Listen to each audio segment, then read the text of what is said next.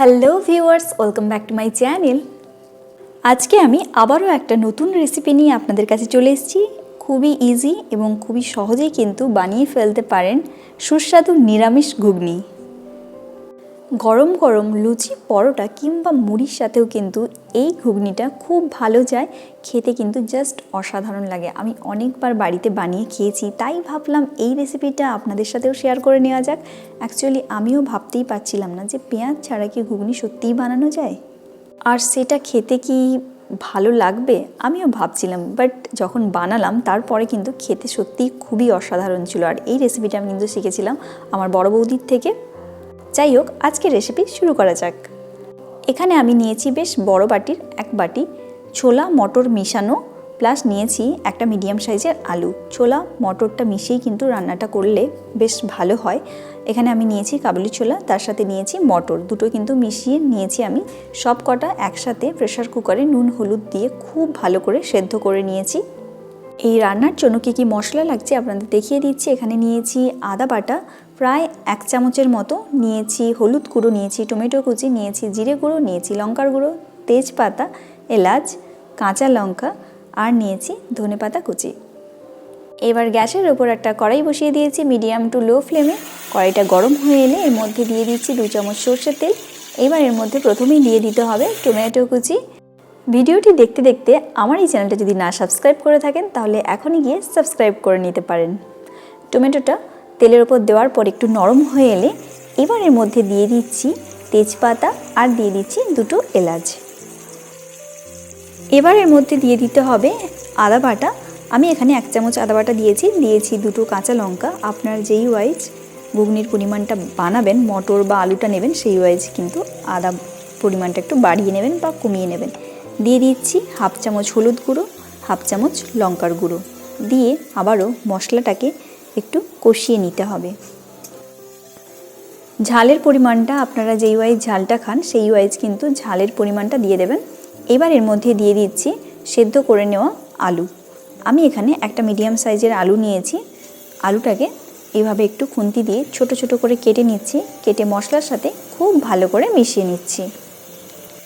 মশলার সাথে আলুটাকে খুব ভালোভাবে একটু কষিয়ে নিতে হবে, এতে করে কিন্তু আলুটাও একটু ভাজা ভাজা হয়ে যায় আর টেস্টটাও কিন্তু ভালো লাগে। মশলাটা কষাতে কষাতেই এবার এর মধ্যে দিয়ে দিতে হবে নুন হলুদ দিয়ে সেদ্ধ করে নেওয়া ছোলা মটর সেদ্ধ। আমি কিন্তু ছোলা মটরটাকে খুব ভালো করে সেদ্ধ করেছি। সেদ্ধ যদি খুব ভালো করে করেন তাহলে কিন্তু ঘুগনিটা খেতে ভালো লাগে। যদি মটর বা ছোলা কাঁচা থেকে যায় তাহলে কিন্তু ঘুগনিটা খেতে খুব একটা ভালো হয় না। এবার খুব ভালো করে ছোলা মটর আলু সব কটাকে খুব ভালো করে কষিয়ে নিতে হবে। এবার এখানে দিয়ে দিচ্ছি পরিমাণ মতো লবণ। ছোলা মটরটা কষাতে কষাতেই এবার এর মধ্যে দিয়ে দিচ্ছি ধনেপাতা কুচি। আমি এখানে প্রায় 1 মুঠোর মতো ধনেপাতা কুচি দিচ্ছি। শীতকালে মোটামুটি ধনেপাতাটা অ্যাভেলেবেল থাকে, আর নিরামিষ রান্নার মধ্যে যদি ধনেপাতা অ্যাড করা হয় তাহলে কিন্তু রান্নার স্বাদ অনেকটাই বাড়ে। এবার এর মধ্যে দিয়ে দিচ্ছি 1/2 চামচ জিরে গুঁড়ো দিয়ে আবারও খুব ভালো করে আলু মটরটাকে খুব ভালো করে কষিয়ে নিতে হবে। রান্নাটা এখনও কমপ্লিট হয়নি, বাট আলু মটর নাড়া এভাবেও কিন্তু আপনারা চাইলে খেতে পারেন রুটি বা পরোটার সাথে। এটাও কিন্তু খেতে বেশ মন্দ লাগে না।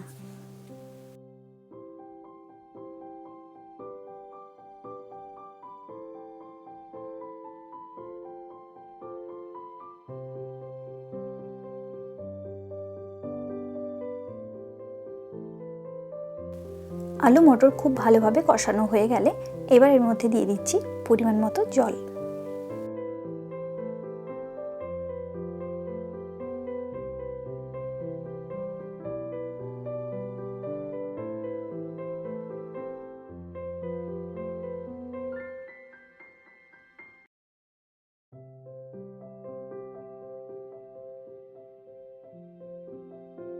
এবার এর মধ্যে দিয়ে দিচ্ছি প্রায় 1/2 চামচের মতো তাল মিছরির গুঁড়ো।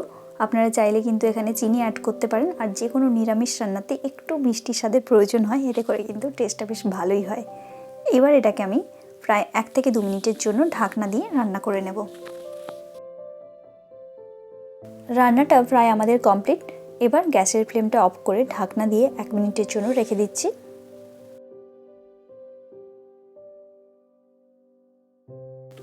নিরামিষ ঘুগনি আমাদের একদম রেডি।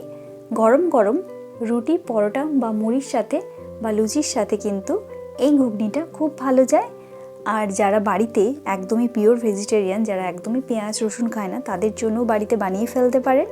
আর চাইলে কিন্তু আপনারাও যে কোনো পুজোতে বা অনেক সময় হয় না, একটু পেঁয়াজ আদা রসুন ছাড়া যদি কিছু খেতে ইচ্ছে করে, সেই সময়ও কিন্তু চাইলে এইভাবে নিরামিষ ঘুগনি বানিয়ে ফেলতে পারেন। সত্যি খুব ভালো হয় খেতে আর খুব টেস্টি হয়। একবার অবশ্যই বাড়িতে বানিয়ে দেখবেন আর অবশ্যই কমেন্টস করে জানাতে ভুলবেন না আজকের আমার এই রেসিপি আপনাদের কেমন লাগলো। আমি আজকে এই ঘুগনিটা সার্ভ করেছি নর্মাল লুচি আর আলু পুরির সাথে।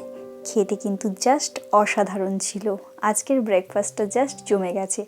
তাহলে বন্ধুরা, কেমন লাগলো আমার আজকের এই রেসিপি অবশ্যই কমেন্টস করে জানাতে ভুলবেন না। ভিডিওটি যদি ভালো লেগে থাকে তাহলে প্রচুর প্রচুর লাইক করে ভরিয়ে দিন। সবাই খুব ভালো থাকবেন, সুস্থ থাকবেন। আবার দেখা হচ্ছে নেক্সট কোনো ভিডিওতে। টাটা।